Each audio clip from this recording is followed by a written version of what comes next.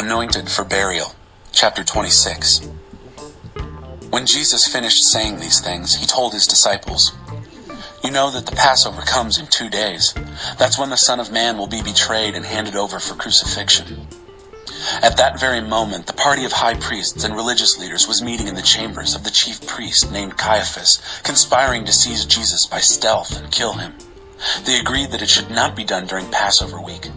"We don't want a riot on our hands," they said. When Jesus was at Bethany, a guest of Simon the leper, a woman came up to him as he was eating dinner and anointed him with a bottle of very expensive perfume. When the disciples saw what was happening, they were furious. "That's criminal. This could have been sold for a lot and the money handed out to the poor." When Jesus realized what was going on, he intervened. "Why are you giving this woman a hard time? She has just done something wonderfully significant for me. You will have the poor with you every day for the rest of your lives, but not me. When she poured this perfume on my body, what she really did was anoint me for burial. You can be sure that wherever in the whole world the message is preached, what she has just done is going to be remembered and admired." That is when one of the 12, the one named Judas Iscariot, went to the table of high priests and said, "What will you give me if I hand him over to you?" They settled on 30 silver pieces. He began looking for just the right moment to hand him over. The traitor. On the first of the days of unleavened bread, the disciples came to Jesus and said, "Where do you want us to prepare your Passover meal?" He said, "Enter the city and go up to a certain man and say, 'The teacher says, my time is near. I and my disciples plan to celebrate the Passover meal at your house.'" The disciples followed Jesus' instructions to the letter and prepared the Passover meal. After sunset, he and the 12 were sitting around the table. During the meal, he said, "I have something hard but important to say to you. One of you is going to hand me over to the conspirators." They were stunned and then began to ask one after another, "It isn't me, is it, Master?" Jesus answered, "The one who hands me over is someone I eat with daily, one who passes me food at the table. In one sense, the Son of Man is entering into a way of treachery well marked by the Scriptures. No surprises here.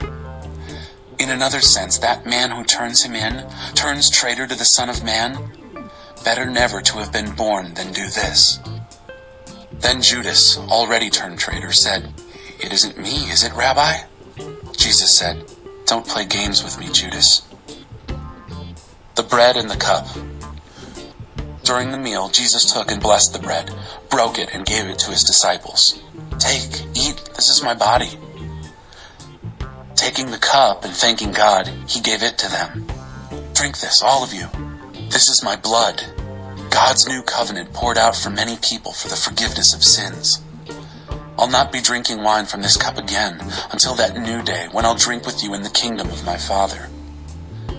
They sang a hymn and went directly to Mount Olives. Gethsemane. Then Jesus told them, "Before the night's over, you're going to fall to pieces because of what happens to me. There's a scripture that says, 'I'll strike the shepherd, helter-skelter the sheep will be scattered.' But after I am raised up, I, your shepherd, will go ahead of you, leading the way to Galilee." Peter broke in, "Even if everyone else falls to pieces on account of you, I won't." "Don't be so sure," Jesus said. "This very night, before the rooster crows up the dawn, you will deny me 3 times. Peter protested, "Even if I had to die with you, I would never deny you." All the others said the same thing.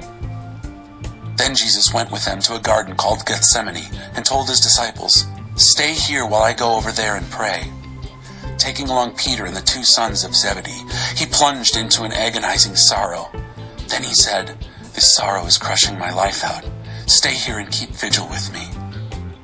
Going a little ahead, he fell on his face praying, "My Father, if there is any way, get me out of this.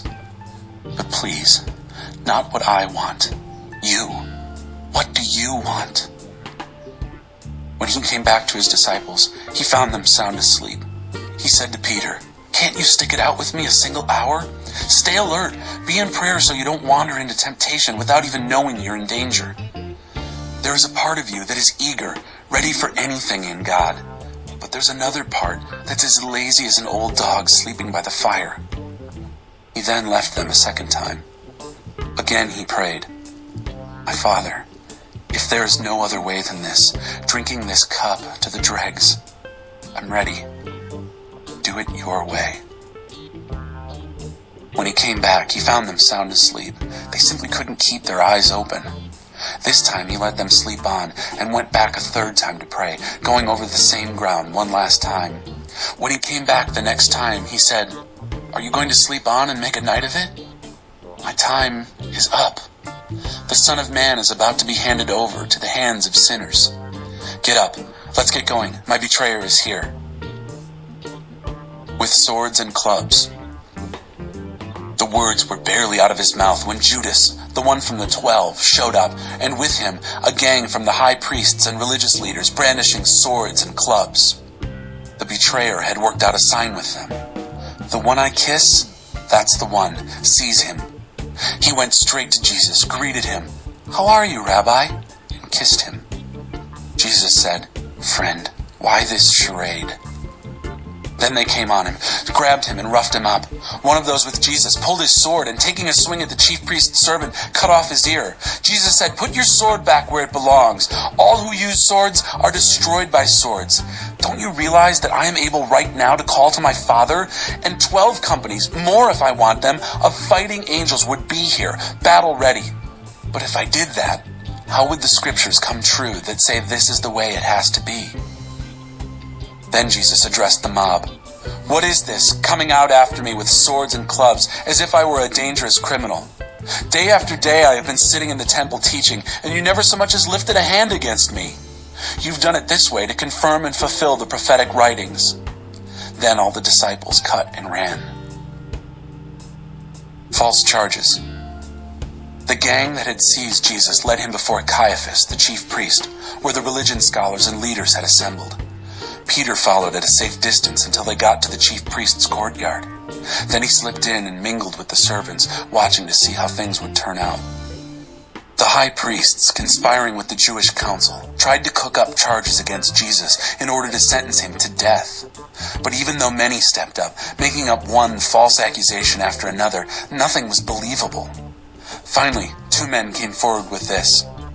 "He said, 'I can tear down this temple of God and after 3 days rebuild it.'" The chief priest stood up and said, "What do you have to say to the accusation?" Jesus kept silent. Then the chief priest said, "I command you by the authority of the living God to say if you are the Messiah, the Son of God." Jesus was curt. "You yourself said it, and that's not all. Soon you'll see it for yourself. The Son of Man seated at the right hand of the Mighty One, arriving on the clouds of heaven." At that, the chief priest lost his temper, ripping his robes, yelling, "He blasphemed! Why do we need witnesses to accuse him? You all heard him blaspheme. Are you going to stand for such blasphemy?" They all said, "Death! That seals his death sentence." Then they were spitting in his face and banging him around. They jeered as they slapped him. "Prophesy, Messiah! Who hit you that time?" Denial in the courtyard. All this time, Peter was sitting out in the courtyard. One servant girl came up to him and said, "You were with Jesus the Galilean." In front of everybody there, he denied it. I don't know what you're talking about." As he moved over toward the gate, someone else said to the people there, "This man was with Jesus the Nazarene." Again he denied it, salting his denial with an oath. "I swear, I never laid eyes on the man." Shortly after that, some bystanders approached Peter. "You've got to be one of them. Your accent gives you away." Then he got really nervous and swore, "I don't know the man." Just then, a rooster crowed. Peter remembered what Jesus had said, "Before the rooster crows, you will deny me 3 times." He went out and cried and cried and cried.